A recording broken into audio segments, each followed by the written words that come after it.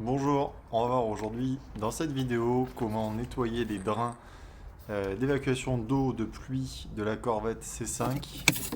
Il se situe donc ici, donc pour l'instant il faut surtout démonter la batterie et sortir ce gros tuyau. Donc là déjà on voit qu'il est plein d'eau, à peine on touche le tuyau, il est déjà en train de déborder. C'est pour ça que j'ai eu une infiltration à l'intérieur de la Corvette et que j'avais les tapis mouillés. Donc là, je vous invite à bien écouter le bruit quand je vais retirer le tuyau.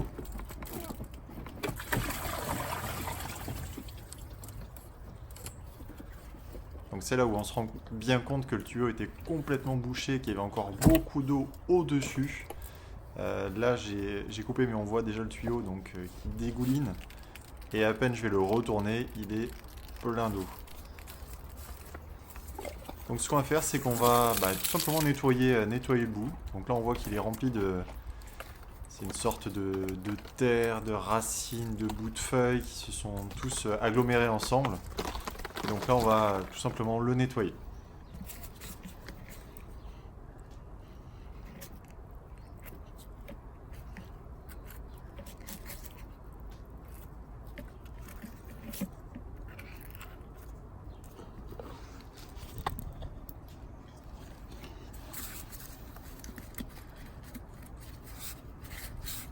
Voilà, on voit à quel point c'est vraiment bouché à l'intérieur. Je sais pas depuis combien de temps c'est comme ça, et même si jamais il a déjà été nettoyé, mais en tout cas, voilà, si vous avez une Corvette, une C5, prenez 5 minutes et nettoyez ces joints, sinon vous allez vous retrouver un jour ou l'autre avec les tapis passagers et conducteurs trempés, ça c'est sûr.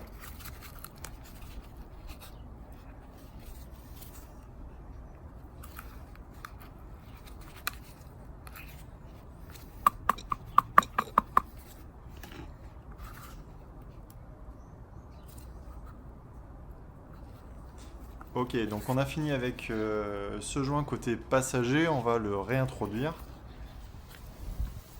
Donc là il est déjà remis en place, il faut vraiment l'enfoncer et voilà, qu'il reprenne bien sa place.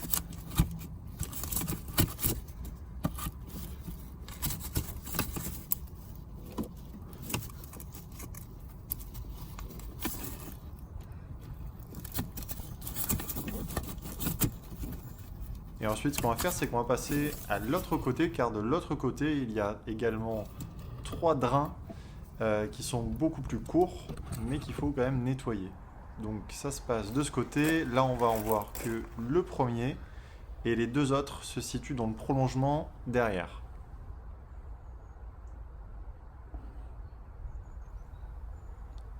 Donc c'est toujours pareil, on le prend, on le tire vers le bas, et voilà, il n'y a plus qu'à le sortir. Alors celui-là pareil, on voit encore une fois que c'est bien bouché. Donc on nettoie et on remet tout ça en place. Voilà une petite vue du dessus pour bien comprendre où sont les 2 autres drains que j'ai pas pu filmer. Merci.